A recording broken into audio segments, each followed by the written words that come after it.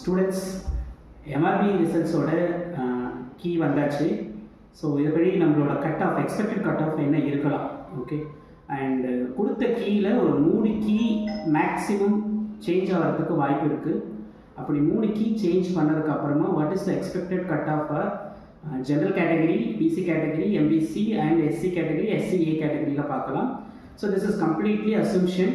Okay, there are plus or minus 3 marks இருக்கலாம் என்னோட assumption படி. ஸோ ஃபார் ஜென்ரல் கேட்டகரி ஸ்டூடெண்ட்ஸில் ஓகே யூஸ்வலாக 2 விதத்தை பிரிப்பாங்க. ஒவ்வொரு கேட்டகரியிலையும் ஓவரால் ஜென்ரல் கேட்டகரி ஒன்று, உமன்ஸ் கேட்டகரியில் ஒன்று கொடுப்பாங்க. But number of womens are very higher, females R very higher.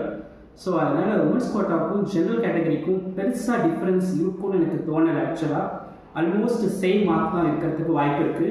So இப்போ ஜென்ரல் கேட்டகரியில் okay overall general cut off எவ்வளோ இருக்கலாம், மினிமம் கட் ஆஃப் எவ்வளோ இருக்கலாம் அப்படின்னா என்னோட அசம்ஷன் படி 90 ± 3. ஓகே, இதே உமன்ஸுக்கும் அதே தான். So coming to the BC category, BC கேட்டகரியிலையும் general and womens category. So BC கேட்டகரியிலையும் again general I can expect something around 85 to 90 and womens கேட்டகரியிலையும் சேம் 85 to 90. ஏன்னா ரெண்டுக்கும் பெருசாக டிஃப்ரென்ஸ் இருக்கிறதுக்கு chances are very less. BCM ஒரு 2 marks கம்மியாகலாம் பிசியிலேருந்து. So almost we're expecting around 82 to 85. MBC almost same 83 to 85 we can expect for MBC. And SC category almost close to 78 to 81. Again plus or minus 3, 78 to 81 இருக்கலாம். Okay, and SCA category depends upon the number of students appearing for the exam. So I can expect almost close to 73 or 74 something.